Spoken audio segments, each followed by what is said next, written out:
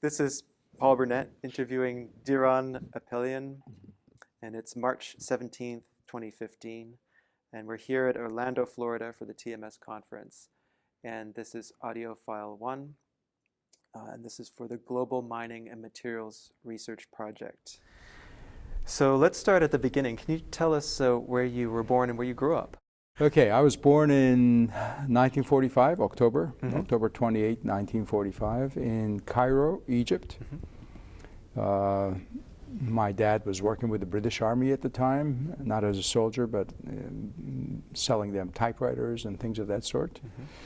And my mother's family, who's from Milan, Italy, Mussolini was in Libya, and they had some holdings in North Africa. So my parents met there, and I was born in Cairo. Grew up there till I was about 9 and a half, 10. And it was a wonderful time. It was a different era, obviously. There was a king at the time, King Farouk, and he was deposed. My dad's company was nationalized. Right. So we migrated to Lebanon, to Beirut, which was a French influence from World War II, still a French colony to some extent. And we lived there for about 4 or 5 years, and then problems began there as well, where Eisenhower sent troops in. I remember distinctly one day, I was about 14, my dad came home and said, "We're leaving Middle East. We're going to go to America." And he found, at that time, you couldn't go to America. You had to have a sponsor. Right. And he found William Sroyan's brother, I don't know how he met him, to be our sponsor. So we're actually heading to San Francisco, to Fresno. But we stopped in Philadelphia, and then he met a third or fourth cousin of ours, and we ended up in Philadelphia. So at the age of 15, I came to America, having lived in Egypt for 9-10 years, and then 4 or 5 years in Lebanon at a private school. How was that adjustment coming to the U.S.? Well, that's interesting. I had a lot of much of who I am today, and like anybody else, is a product of our experiences. Right. So I had to learn how to adapt. I had to learn how to be agile, not to whine, just figure out that survival. Yeah. Survival skills. Right. So leaving Egypt, going to Lebanon, first year I had to be in a boarding school in a completely new area. So, you become independent, you figure out things, you learn how to deal with situations, language. So, yeah. Because my first 15 years it was mostly Italian, Armenian, French, a little bit of Arabic. And after 15, coming to America at the age of 10th grade, all of a sudden, in a high school in Haverford, Pennsylvania, everything's in English. I can't figure out what the words mean. It was a transformation.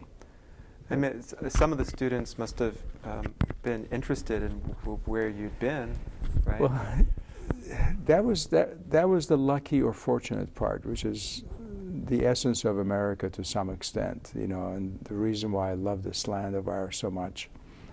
And you'll find that most immigrants are more fervent Americans than people who are born here, because you take it for granted. It's natural, human to do so, unfortunately.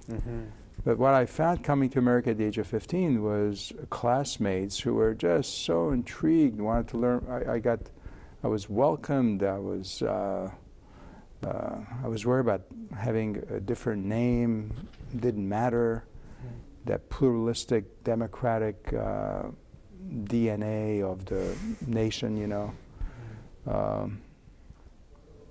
my second year, I was selected to be the vice counsel for student body.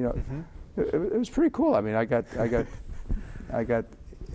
adapted and inculcated into the culture very quickly. Very quickly. I think much of it was because of the welcoming, the hospitality, the sincere, genuine happiness of people having somebody with my background. Else. Right. Yeah. And you went to high school in Haverford? I went to high school in Hartford for 3 years. And then after that, I went to, we really didn't have the means, actually, because of, we couldn't take things out of the Middle East. My dad was not able to bring much of his, when things get nationalized by the government, you can't take things out. Right. So I had applied to Yale, Carnegie, at the time it was called Carnegie Institute of Technology, and Drexel. I went to Drexel. It was because of the cooperative experience.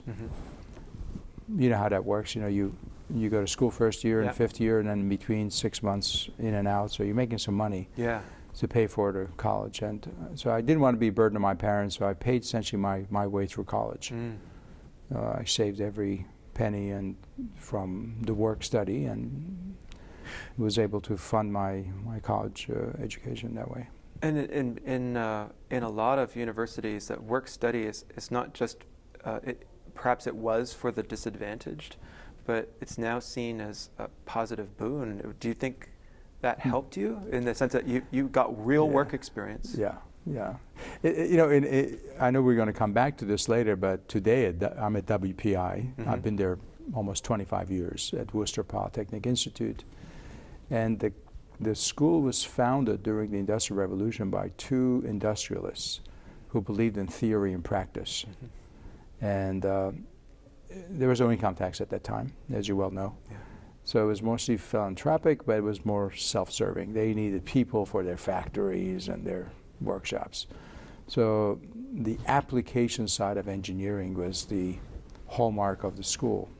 So what I am at WPI today is all based on the German, the motto of the university is Lehre und Kunst, which means theory and practice. So to your question, absolutely yes. Even though at the time my motive was to make money so I can pay my way, but ultimately the real advantage of that was the realization of the beauty of how the things I was learning in the classroom were being applied and connecting the dots. You know, there's a wonderful saying by a great English, T.S. Eliot, a great English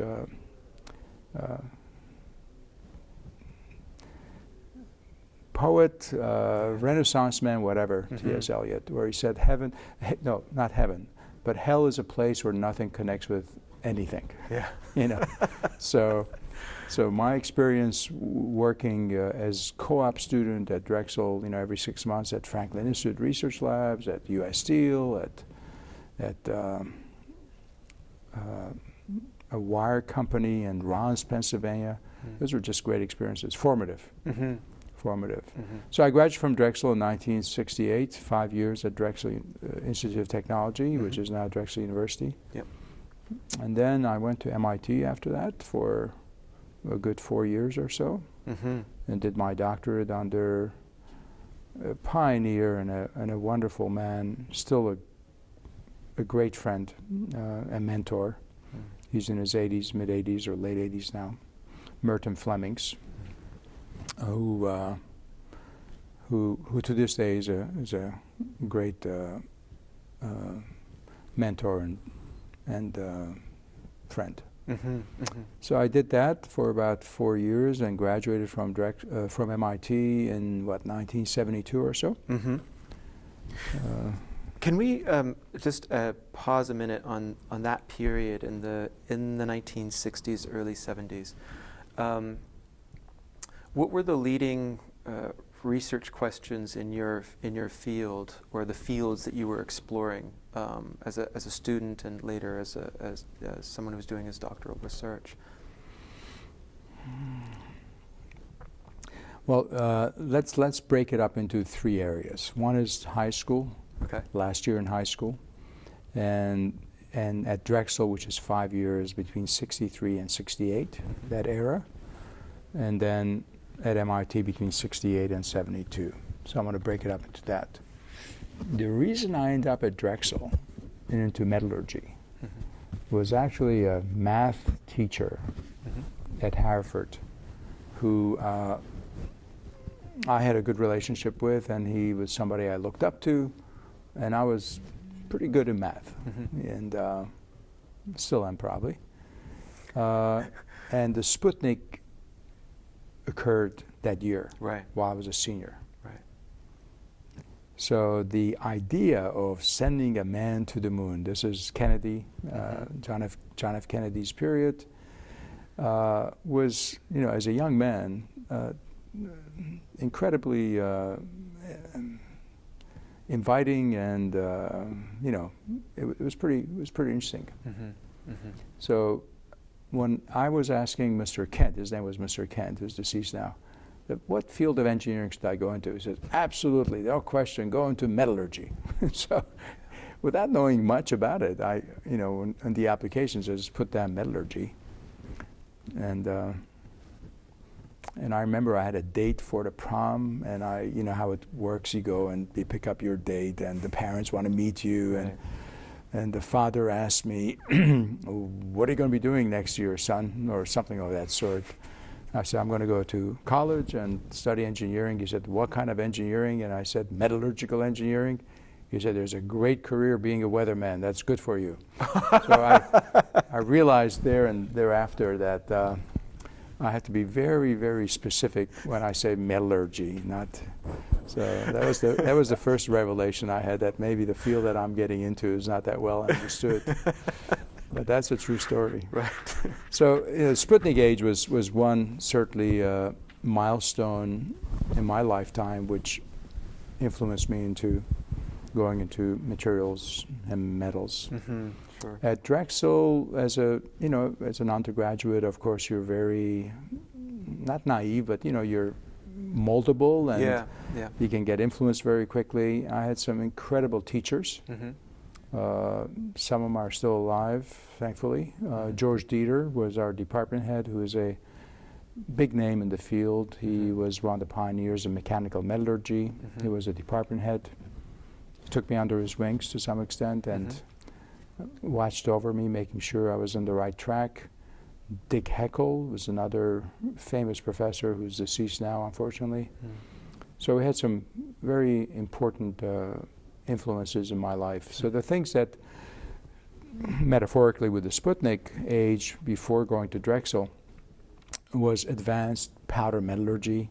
That was a field that was blossoming at the time in terms of making things not from a liquid metal where you pour into a cavity and make the thing, Right. but rather making it into small powders and compacting it and make it into shape. One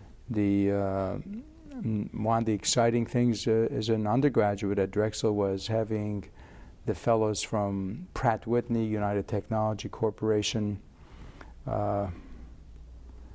Bud Shank coming in to talk about single crystals, how to make turbine blades completely out of a single crystal. And I still remember that was fascinating. And I said to myself, I think, subconsciously, that's an area I want to work in. And as it turns out, I ended up going to MIT, working for one of the pioneers in silicification processing that enabled making these turbine blades and single crystal components that enables us to fly today in jets. Right. Right. So, Sputnik in high school era at Drexel would be powder metallurgy, a lot of advances there, and advances in manufacturing from liquid metals, the casting, composites. I remember we studied crafts work from Lehigh. So these are all coming back to me in my, as you asked the question, but those are probably the important things that were occurring then. And these are essentially brand new. Well, in powder metallurgy, well, at the time it was it was pretty revolutionary. So and when you manufacture from a single crystal, this gives you incredible strength, and it's strong and lightweight. The way to think about it in a very simple way is that materials are crystals by nature. And when you have a component that's manufactured, it has many crystals. And each crystal is identified or characterized from another crystal by the boundary that exists between the two crystals. And we call that a grain boundary. It's just a boundary. Right. It's a fence between the two crystals. So whenever you use a material at higher temperatures, the first place where failure may begin, or a crack may initiate, or degradation will occur, will be at these boundaries, because they're the weakest points. Right. That's where the atoms are not bonded as well. It's a place where you have a lot of imperfections. Right. So the one way to strengthen a material is to get rid of all these boundaries. And to do that is just have a single crystal. So maybe you haven't seen these blades, but these blades are, about this big. The whole thing to be one crystal is a feat. Right. It's a technological feat to be able to have a dendrite grow in one direction and that be the one crystal. So it is a curiosity that gets you into the door, and once you find out how it's done, and you realize the complexities of fluid flow, mass flow, heat flow, and the beauty of being able to manipulate that and to make things that couldn't be done before is pretty intoxicating. Sounds like you were hooked pretty early on. Yeah, I was actually. I was. And also going to MIT, which is one of the best places for this kind of work, to work with this great advisor that you had, Merton Flemings. And so perhaps you could talk about then your transition to from being a student to being a professor and how that came about. It really didn't come about. I was the last thing I thought I would be is an academic. Yeah. As you can tell from the discussion so far, applications were always of interest to me. The Sputnik, the turbine blades, aerospace. So as much as I love the theory, I didn't really see myself doing theory for a career path in academia. So applications always interested me, perhaps more than the theory part, though I appreciated as much the fundamentals. So while I was at MIT, it was a period of 4 years of tremendous professional growth, also maturity as a young man. Had great, still to this day, I have these wonderful friends from those days at MIT. And all of them were going into career paths in industry. And none of my peers really were thinking of going to academia. Right. As I said, those are formative years, so you get influenced by your buddies and close friends. So I was recruited by Bethlehem Steel, which was at that time, a very important company. Yeah. It doesn't exist anymore. So I was recruited in 1968 by Bethlehem Steel to go and be a project engineer, a senior engineer. And I was fortunate to work on a just the right project, a hot project, if I can use it that term.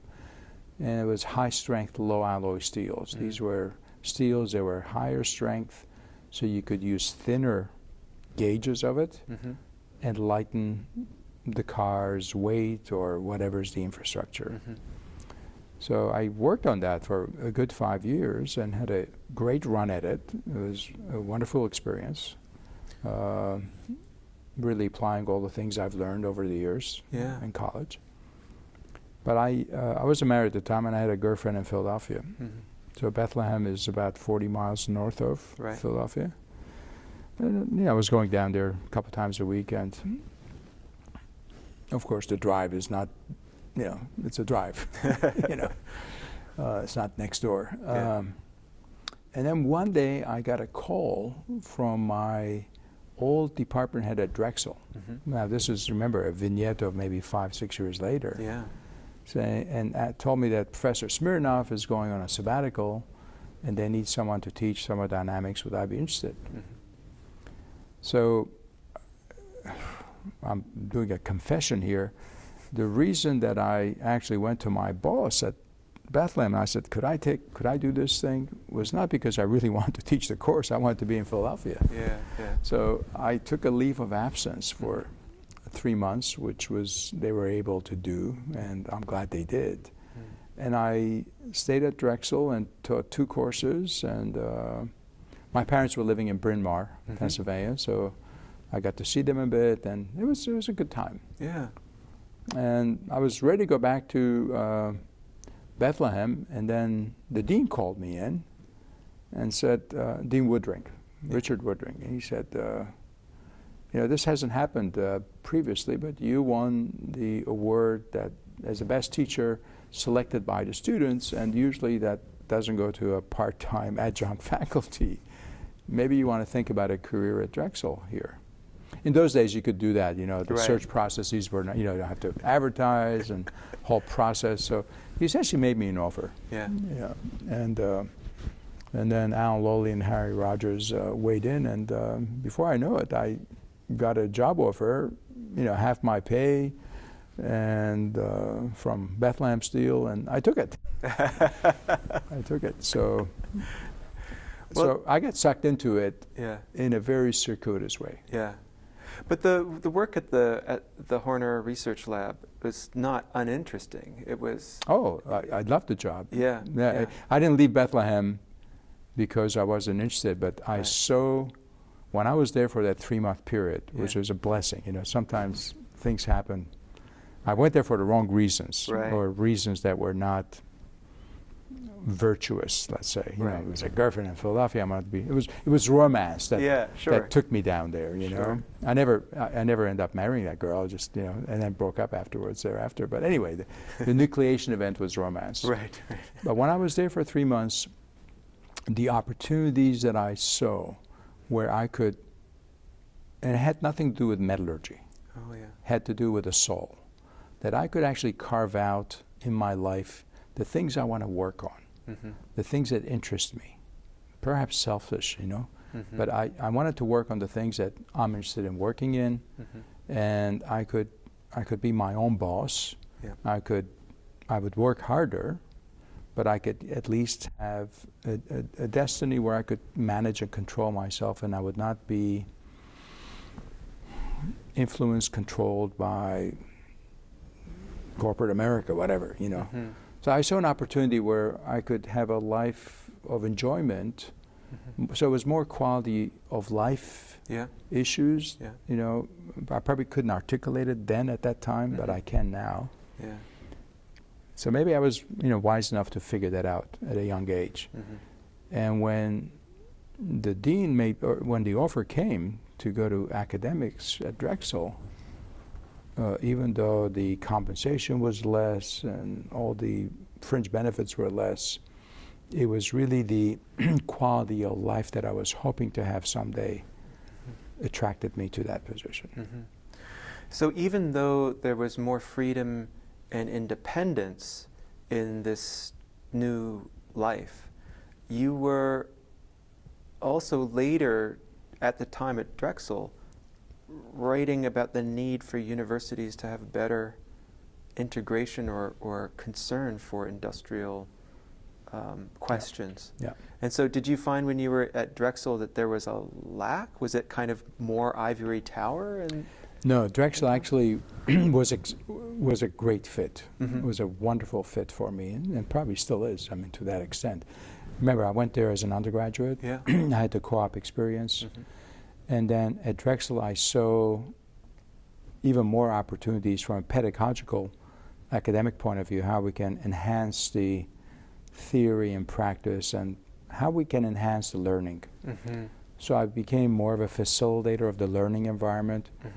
But I also had the urge to tell colleagues and the world about what we were doing at Drexel was so right, and what are you can't tell people what they're doing is wrong, but you know, you can only go by being a role model. Right. So what we were doing, so I did write about things of that sort in terms of integration of theory and practice and enhanced learning. We got involved in a self-study project, actually with a colleague from WPI, Roy Bourgault, when I was an assistant professor at Drexel, about self-study where students would learn, even though while they're on co-op and they're away in industry, they could take a course, self-learning, with modules. So we had, for example, Introduction to Material Science in 10 modules.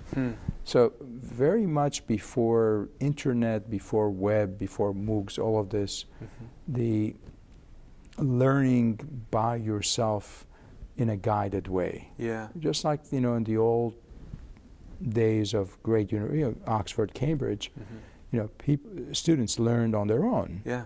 But you had a tutor. Right. The That you went tutorial. to see, you know, in Christ College. You went to see your tutor once a week, and he or she essentially validated, confirmed, guided you, put you back on the right track. Right. It was really that model, which we see today, you know, on online learning to a large extent. So we're pioneers in that back at Drexel in 1978, 79 era, a long time ago. But integrated into work study so that they would be learning practical things, and presumably students might have questions if the tutorial material was at all related to what they were experiencing in the field. Yeah. Then they would have questions they could bring back. Yeah. So it's kind of an enhanced tutorial that's coming both from theoretical learning and but it brings the university right out into the work program. You captured it better than I could have said it. In fact, I recall, the word will not mean anything to you, but it doesn't matter. Electroslag refining. It's a process for making specialty alloys, superalloys, very clean. And I was teaching a course on process metallurgy, talk about electroslag remelting. You know, I've got pictures and talking about the process, what happens. And I had one student who just raised his hand and says, Professor Apelian, I did that last summer at Carpenter. I think it was Carpenter. I said, really? Yeah. So come on out here and tell us about it. And this is a junior in college, and he came to the front of the class and talked about it with great proficiency. Great. And I still recall that moment, that saying to myself, this theory and practice thing really works. Right. Right. Imagine for a second cooking. Yeah. If you're just listening to if you're just reading cookbooks versus seeing a great chef, on YouTube or whatever, it's a big difference. Yeah. Oh, absolutely. Even if you spec out exactly, the instructions, there's going to be stuff that is missed. Absolutely. So, during this time, you mentioned that you were now free to explore the kinds of things that you were interested in. Well, don't take it to the nth degree here. There's no such thing as absolute freedom. Freer, yeah. I had the opportunity to carve out and shape things. I actually don't think there's anything like absolute freedom. I really don't. No. I think it's bounded. Right. And when it's bounded freedom, it's even more precious. Right. But I had the opportunity to do things that I want to do, and I started a career at Drexel in 1968 as a young assistant professor. Got married that year, 1976, and it was a good period. So you got your degree in metallurgical engineering in '68 from Drexel. In MIT, you got your doctorate. Yeah, 71, 72. Got my 72. SCD. And then you were assistant prof starting in 1976 at Drexel. Yes, I think 76. Yep. Yeah. And so during the 1980s, there are a lot of changes in industry that are coming online that we could talk about. What were some of the processes that you were interested in exploring research-wise during the time that you were at Drexel? I'm going to answer your question, but I want to do a preface first because it's going to come back again in later on, I'm sure, as we talk about the transformations in material science and metallurgy over the last 30 years or 40 years. As an academic, when you want to do research, you got to get funding. Yeah. Vision without resources is hallucination, right? So you got to get the funding. So there's this tension of doing the things you want to do and who's going to fund it. Right. It's almost like it also applies to architects or artists, you know. So it's not just engineers or academicians. So if the funding is available by the government, the federal government, you know, nanotechnology, and there's lots of money in this, or biomaterials, you could get swayed into that because there's funding available and you write proposals. Versus, this is what I really would like to do, and let me write proposals. So you have to have a balance between those two, and sometimes it's not one. Actually, most of the time it's not one versus the other. You're sort of in the middle line. So that's going to come back and forth, I think, all the time. So I thought I want to make that preface first. Sure. So Absolutely. I was aware of that early on, and made sure that I was not taking any funds to do things that I had absolutely no interest in. But at the same time, I tried to influence the agencies to see the opportunities so they would fund the things that I want to do. So you got to play that role. Absolutely. Yeah. So to answer your question, in the late 70s, remember I joined Drexel in 76, and I left Drexel in 1990. Yeah. There were probably 3 areas or maybe 4, that I got involved in as pathways for research, pathways for making innovations, pathways for having grad students work in these fields and making an impact. Right. It's all about impact, actually. Yeah. It's all about impact. You want to make a difference. Yeah. So one area was molten metal processing. You remember now, when you're making a casting or silicification, you got to start with liquid metal. How you treat the liquid metal and all the things that you do to make sure that the metal is clean, doesn't have any dirt in it, things of that sort. So that's one area, molten metal processing.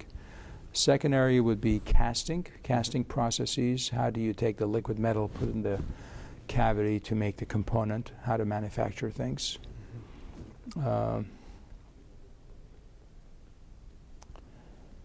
So those are 2. Yeah. Then I told you earlier that Drexel had a major initiative in powder metallurgy. And powders are not something you find at Home Depot. You know, you have to make it. Yeah. And it starts with liquid metal that you atomize. So every powder is a small casting. So I looked at my meta beliefs of how you view the world. I looked at a powder, not as powder metallurgy, but as a small casting. So the third area would be droplet consolidation. How to take powders and consolidate them together. And that led to a whole bunch of initiatives. You know, the Vader process we developed, the vacuum arc double electrode remelting with specialty metals, special metals up in Utica, New York. We developed Osprey process with Osprey spray casting, plasma deposition. So droplet consolidation would be the third area. Okay. So molten metal, new processes for casting, droplet consolidation, which includes a whole bunch of technologies. And came out of that is intelligent processing. How do you control these processes? And so this is because kinetics becomes more important in metallurgy, that the actual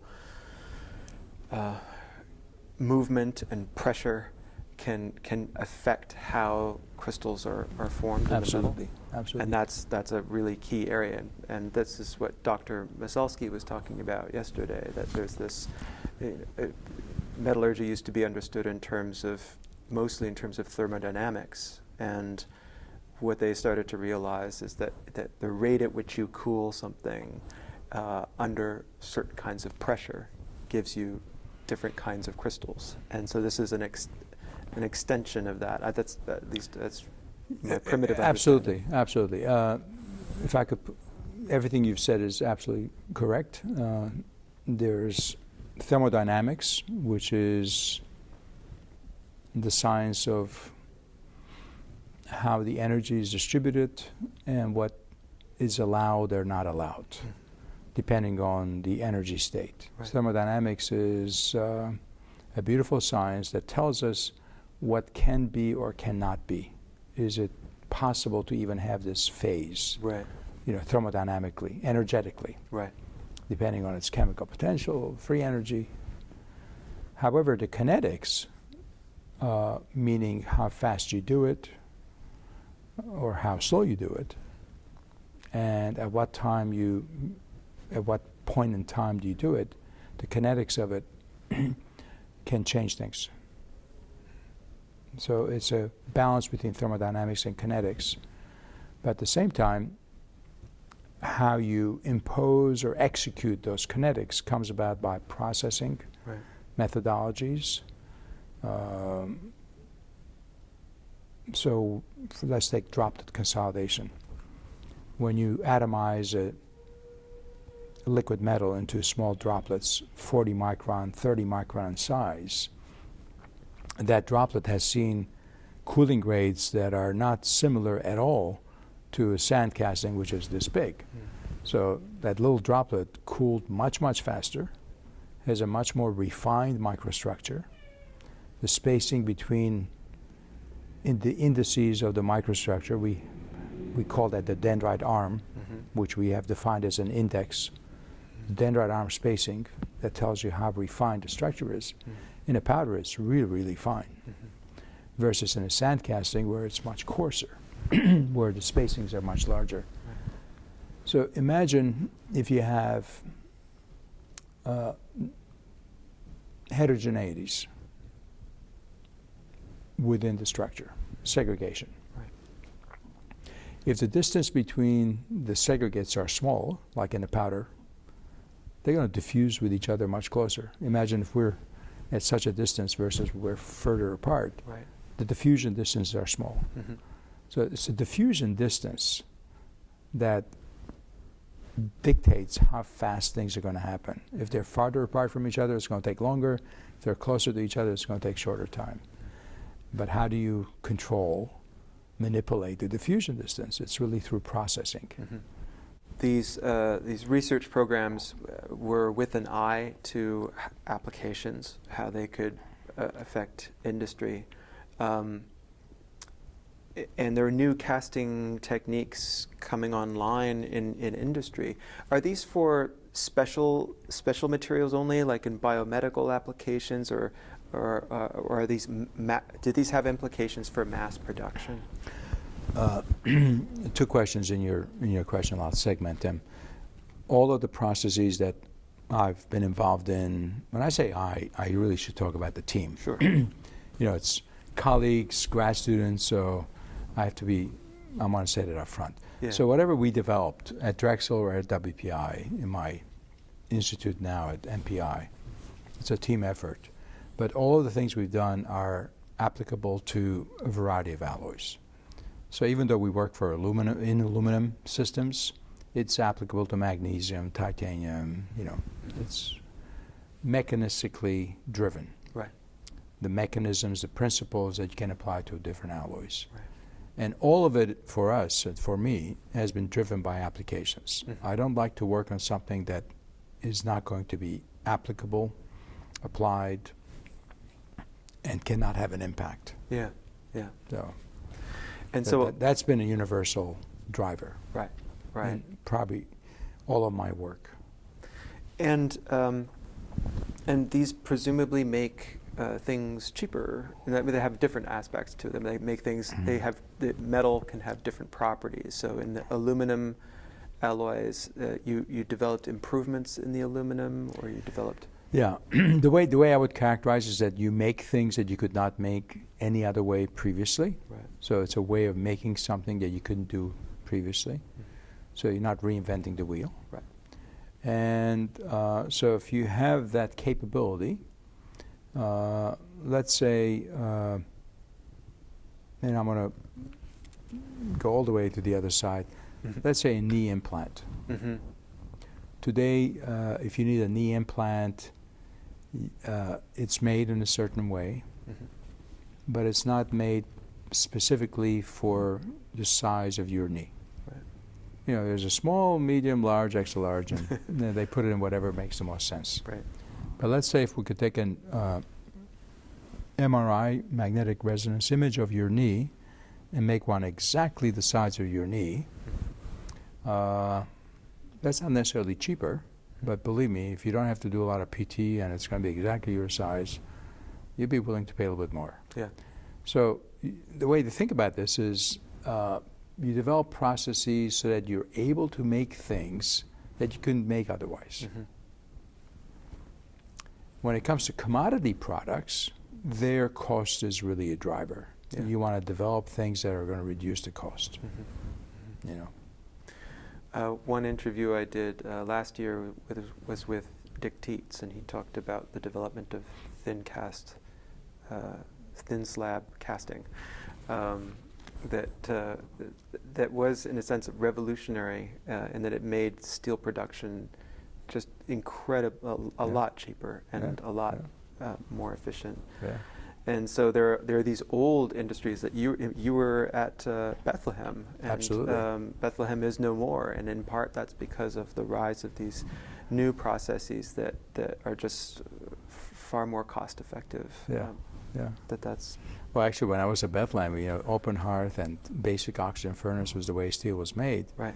But now we're recycling steel. There's quite a bit of supply of steel that we just remelt and reuse. Right. Actually, we're doing that with aluminum now. But to your point also, though, another example would be, remember I said there were 4 or 5 bins or categories of my work. That's One right. is a molten metal processing. Aluminum foil, that's an application, right? Imagine the world without aluminum foil. Huh? Think about it for a second. Where all the burritos would not be wrapped up in aluminum foil. That's right. But to make aluminum foil, you've got to roll the aluminum really thin, right? Really thin. The gauge is incredibly thin. Yeah. So if you have inclusions, which is really particles that comes into the molten metal, when you're, well, if you ever done any pastry work in the kitchen, you know, when you're rolling dough, you know, you get holes. Right. If you have impurities or defects or inhomogeneities or inclusions. So to be able to roll aluminum foil to the gauges that we do, that metal has to, that liquid metal before it freezes cannot afford to have too many inclusions. Right. Or beverage cans, Right. for that matter. Right. And we developed technologies actually out of my PhD, filtration. How to remove solid inclusions, how to remove liquid inclusions. These are liquid phases out of the molten metal before you cast. Right. Major impact. Major impact. Yeah. We've all noticed that the aluminum cans have gotten lighter and lighter Yeah. over the years. That's because of molten metal processing. You know, getting the gas out of aluminum. Aluminum loves hydrogen. Yeah. So in this molten state, there's a lot of hydrogen that goes in solution. When it freezes, however, has very limited solubility for hydrogen. So the hydrogen has to come out. As a solid, the hydrogen cannot be in the solid state, and comes out and forms gas bubbles. So you know, you get holes, which is not what you want. Right. Right. I'm probably boring you with all this. No, not at all. this Not stuff. at all. We have talking a bit about spray casting and molten processing. Plasma processing, that was something that Yeah, you were this is involved under the droplet consolidation Okay, umbrella. that's part of that. Under Okay. droplet consolidation. Remember now, let's go back and make sure we have the context here right. Sure. To make a component, you got to, whatever it is, you got to make it. So one way is start with liquid metal. You take the liquid metal and put it into a cavity, the mold, and you make that part. Yeah. Chinese have done it in the Zhou dynasty. If you look at their, you know, bronze vessels, etc. So you have a mold in which you pour the liquid metal. The other way is to make a small droplet that freezes, that's the powder, consolidate that into the shape that you want to make, and that's being held physically by, you know, compaction forces. And then you treat that thermally, you give it heat for diffusion to occur so that the component has integrity. Right. That's powder metallurgy. Okay. The droplet consolidation technologies, spray casting, osprey, plasma deposition, all of these is taking the powder and consolidate it in situ in the chamber itself. Don't make the powder and then collect the powder and then take the powder, put it all together. But do it as it's being atomized and it's coming down. So plasma deposition is applied today to turbines, blades, where every turbine blade is coated. It's essentially coating. It's like spraying. Right. But the spray is not a drop. It's a droplet at the beginning, but then it becomes solidified or partially solidified and gets deposited. So you're essentially, in coating, you're normally coating something, but you're saying that you're actually kind of coating a mold, effectively. Yeah. And then the that substrate becomes a mold. Right. So you could have a platform or a substrate that's rotating. So you could make a roll. Shape casting, is that a separate family of innovations or research? Well, not really, but the near net shape means that you're not making the shape and then processing it later, machining and all that. You're trying to get to the final shape as close as you possibly can in one step. Right. Oh, this is what Dick Tietz was talking about with the dog bone I-beams that they were making. They used to have to roll those in a number of processes, but if you could cast it in a way that's close to what becomes the I-beam, you need to roll fewer times to get that. Yeah, or in a very simplistic way, look at systematically, from a systems engineering point of view, look at what are the things you have to do to go from liquid metal to the final product. Right. What are the various steps? Can I alleviate some of these? Right. Do I really need all of these steps? Right. Can I go directly from here to here? Right. If you can, then it's a much better way of doing it. Right. So, and then you figure out what are the various ways of doing that. And so you spent from 1976 to all through the 80s at Drexel, and then you make a transition. Can you talk a little bit about the next phase in your career? Well, from a not scientific or technical point of view, I did my graduate work at MIT. And after we got married, family, 2 daughters, between 76 and 1989, that period of 15 years, wonderful, wonderful period. A lot of growth, professionally, advancements. I was a professor, became department head, then I became vice provost of the university, the whole university at Drexel. So it's a great period. A lot of professional development and growth and learning. Yeah. And with a bunch of great colleagues, Alan Lowley, Roger Doherty, Michel Barsoum, Mike Kozak, who's deceased now. So it was just a great period, and many others. Raj Matharsan. But all of our vacations were done in Massachusetts or New England.